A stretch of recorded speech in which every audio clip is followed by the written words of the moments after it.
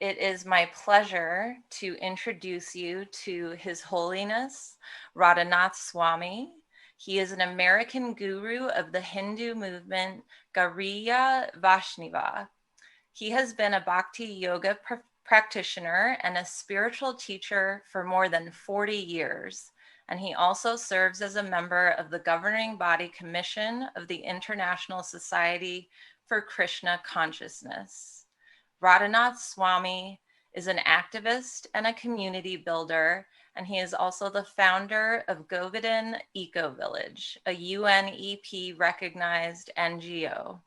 He has a strong worldwide influence, and he has been globally honored for his humanitarian deeds.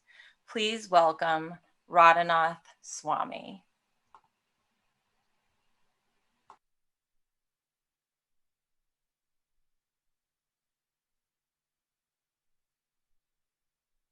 Oh, I'm sorry, Radhanath, if you can just unmute your mic. We can't hear you.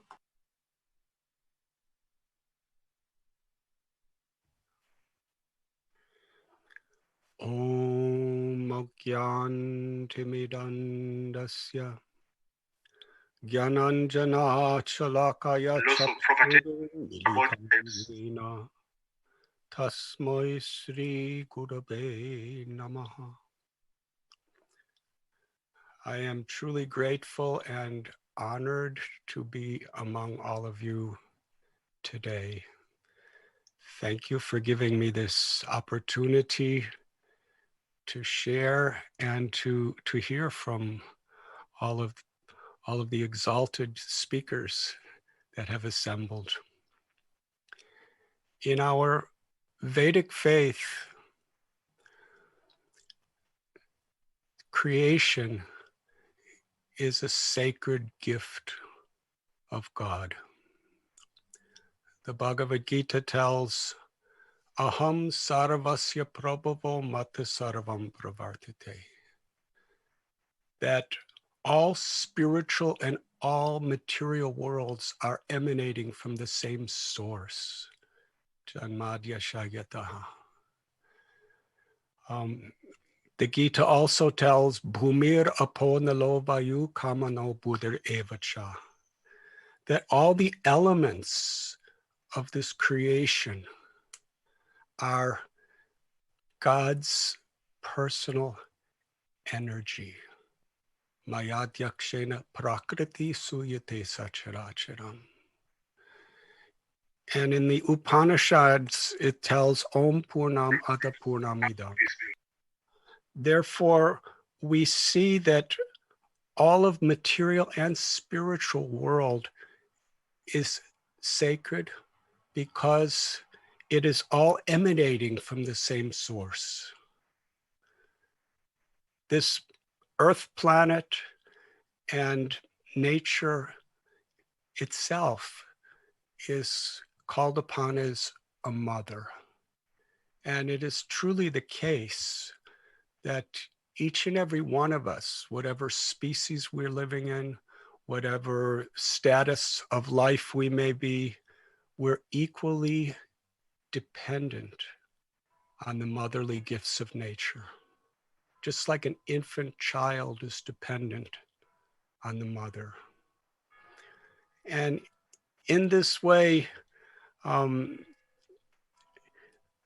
to exploit and to pollute needs to be transcended and replaced with the spirit of service and replenishing nature.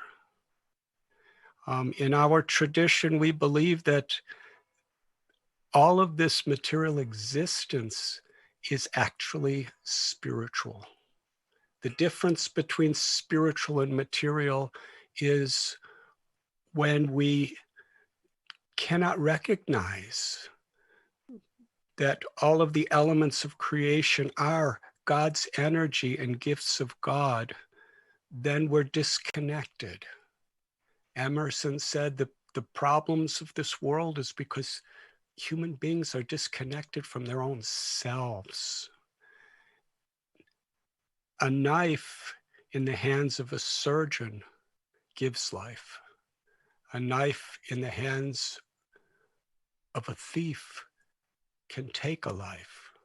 So is the knife good or bad? It depends on how it is utilized.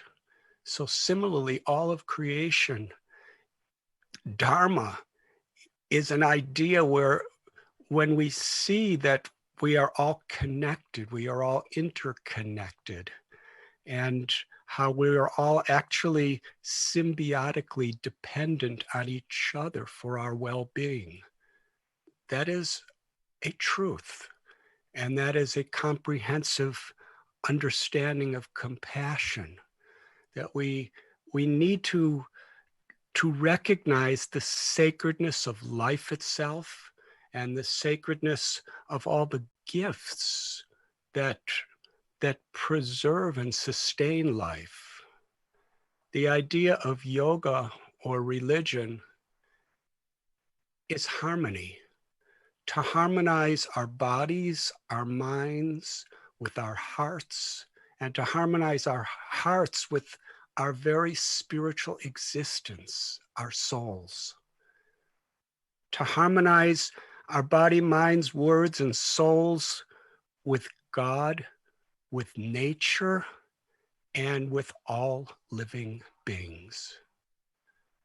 This is the essential divine purpose of religion and yoga, to create this harmony. Essentially, we are caretakers of the sacred property that is around us. If we think that we are the proprietors and we think we have a right to exploit and pollute, then we're actually not only harming nature, but we're harming all living beings, including humanity. This comprehensive understanding of compassion is so very vital, especially at this time that we are all truly connected. The pollution of the ecology of the world is very much a reflection of the pollution within the ecology of the human heart. As we just heard, that when there is greed, when there is the arrogance that we are superior to others and not understanding our interconnected relationship with all, then we pollute the environment around us. Compassion is very much based on really seeing what is good for humanity, what is good for all beings, and how it is inseparable from how we preserve, sustain, and respect our Mother Earth and our Mother Nature. At this particular time, there is a time, we are all being called upon, especially people who are leaders of various faiths of the world, along with governments and science and education. We're being called upon to unite on the higher ground of this spirit of Dharma or compassion. Unity and diversity, when we understand the sacredness of who we are in our own life, then we can recognize, respect, and appreciate the sacredness of all beings and of Mother Earth. And it is really a time where we need to join hands and share hearts and create models and give education and inspiration to people in this world to actually live in this spirit of harmony and compassion. I thank you very much.